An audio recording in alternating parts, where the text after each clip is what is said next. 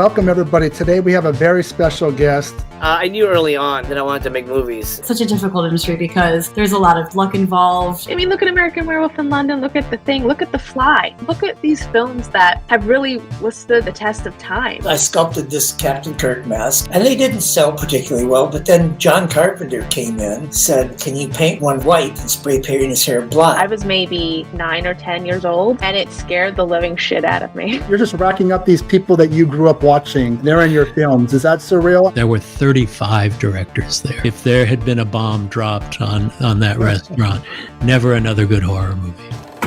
Benet's Bloody Bits. Welcome to Triple B. My name is Jason Benet. Today I'm doing an unboxing for my May Vinegar Syndrome package subscription. It's also halfway to Black Friday sale.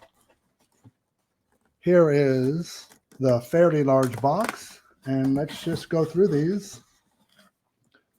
Quite a few of these movies I've actually watched just to kind of refresh myself and not just unbox for the sake of unboxing, and actually some of these films I've never seen, just I can give a little bit of a mini review of them.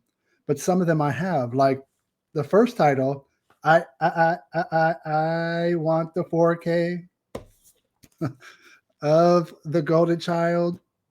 Please. Always loved this film. Saw it in theaters, Alondra 6, a long time ago. 1986 when it was released. It's a combo. It's a hybrid. It's comedy. It's horror. It's Eddie Murphy at his peak. It's Charlotte Lewis.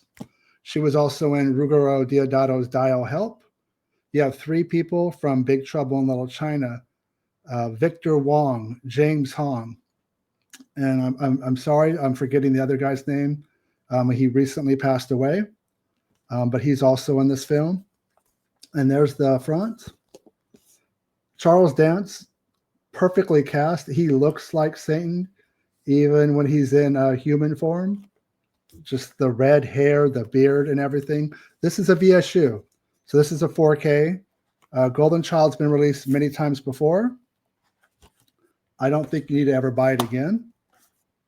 There's the dagger that Eddie Murphy has to retrieve, the bird. Alternate art, I like that. You could also use the original, but that's the Golden Child.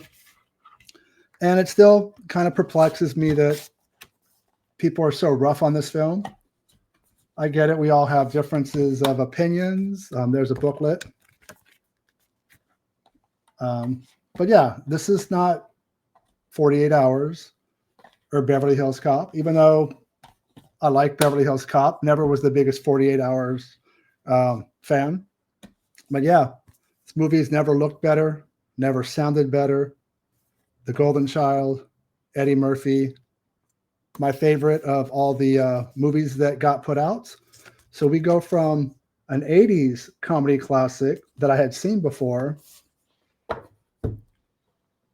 to a 90s, I can say, haven't seen it, comedy classic, Dirty Work. When it was released by the studio, they trimmed it down to a PG-13 rating for more accessibility. Never watched it before. I've only seen this dirtier cut, the R-rated cut, directed by Bob Saget, Don Rickles, Gary Coleman,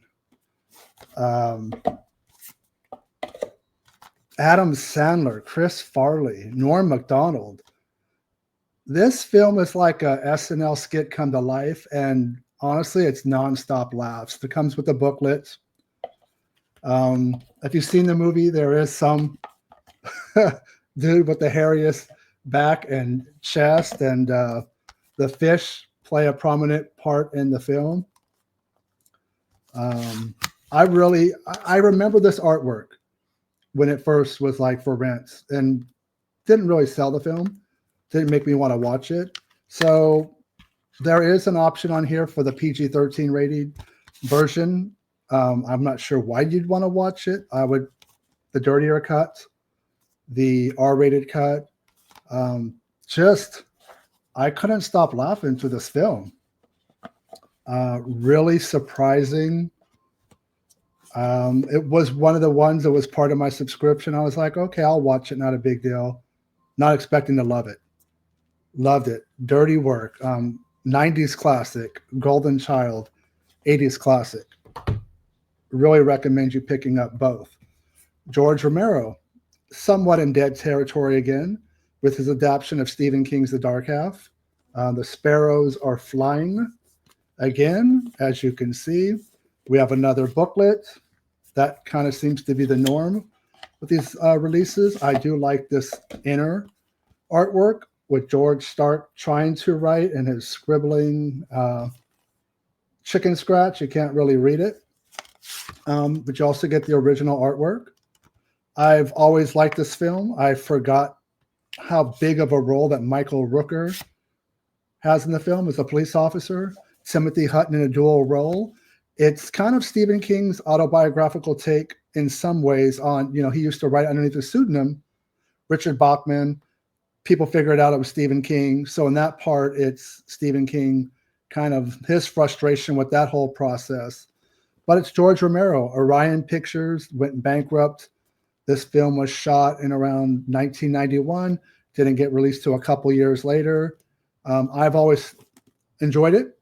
Some people don't like it. I do think it's up there. Not as good as Dawn of the Dead or Creepshow, but I do like it more than like Monkey Shines or Bruiser or some of the later Dead films. But yeah, Stephen King's The Dark Half, George Romero. Really good extra features, seeing George, looking healthy, shooting this film and talking about it.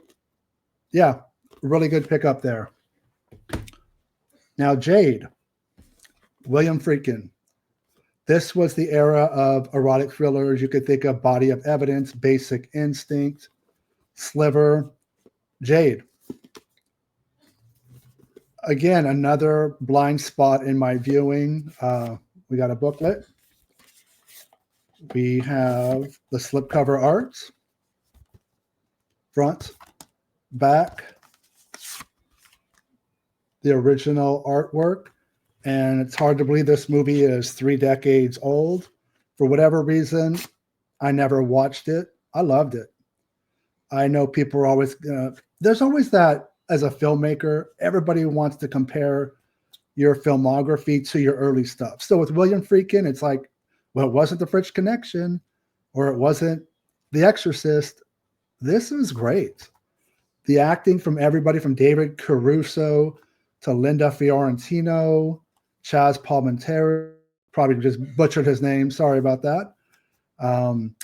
Even Angie Everhart's good in a small role. Victor Wong, who I just talked about in Golden Child, is also in this.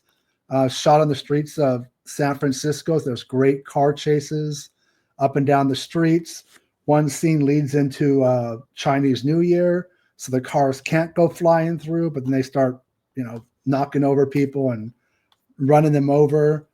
Really strong cast. The acting, the directing. William Friedkin can direct anything. The movie looks fantastic. There's a really good interview with Friedkin conducted by Charlie Rose and the extra features.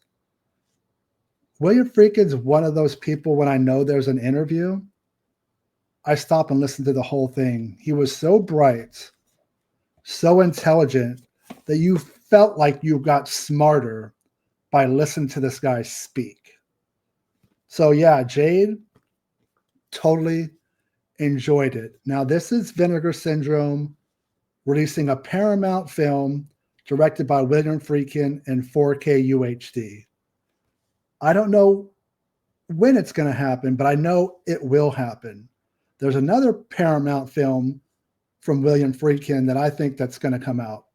It's Rules of Engagement, Tommy Lee Jones, Samuel L. Jackson. Mark my word, it's going to come. Maybe Black Friday sale, maybe before that, maybe next year.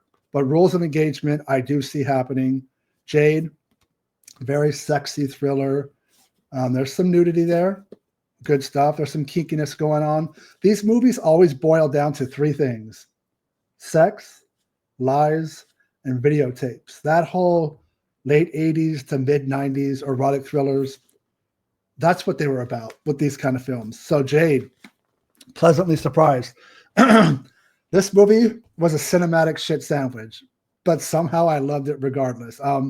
It's criminally insane too. Vinegar Syndrome previously released the first film. So Fat Crazy Ethel is back. This is more in the shot on video vein, released through DeGosser Video. The plot, if you even want to say there's one, if Ethel doesn't eat, she kills people. That's the bottom line. She's always hungry. Totally politically incorrect, with the plot and what's going on and making fun of this obese lady, but it's a product of its era. What I like about DeGosser Video is this is not about cleaning up the picture and making it look good. Even when you go to the menu to hit play, it says insert tape, because this is a time capsule of that era of the 80s, VHS. And yeah, I bought all the DeGosser videos so far, and I'm going to continue to. The good thing is it's only about an hour long, and it does use a lot of footage from the original film. Again, I still had fun with it, even though it's a bad film. And I can't really get into Let's Scare Jessica to Death. I've watched this film a number of times. It just, it kind of reminds me of the original Haunting. Is, Jessica dealing with mental illness? Is the stuff that she's seeing real or not real? I guess that's in the eye of the beholder or the viewer. There's some good scenes, like in a lake with a body. It's kind of creepy. Even gives Messiah of Evil vibes, but I believe this one came first because this is 1971. I do love the box. Another booklet, like that's the new thing. Artwork. The original theatrical one sheet. Yeah, it has a reputation of being this fantastic 70s horror. I just, I couldn't get into it, and I've tried. Probably every 5 years or so, I'll give it a watch thinking, oh, is it me or is it the film? And of course, everybody's opinions differ, but yeah, Let's Scare Jessica to Death. Now over on the Mezzanine site, there was some new ones from Quality X, A Girl's Best Friend. Hey-o. Diamonds. Are those a girl's best friend? Make that kind of quick. Yep. Always supporting the retro cinema. A triple feature. Hot and spicy. Yeah, I'm blind. Hot and Spicy Pizza Girls, Hot Legs, California Gigolo. Triple feature. I believe these were all put on DVD before, and now they're in a Blu-ray through Picorama. Yeah. So never seen any of these. So 3 films for the price of 1 is not bad. And then we have Last Naked Came the Stranger. These things are crazy. The packaging. It's like you have to keep going to get to the film inside. But that is everything that I picked up. So a good amount of it was the subscription. Things I added on, which as a subscriber, it's nice to get that discount. So June is where we're at now, and it's partner label month. But looking ahead to July, what we do know is there's 3 4K releases, a combo of horror and science fiction.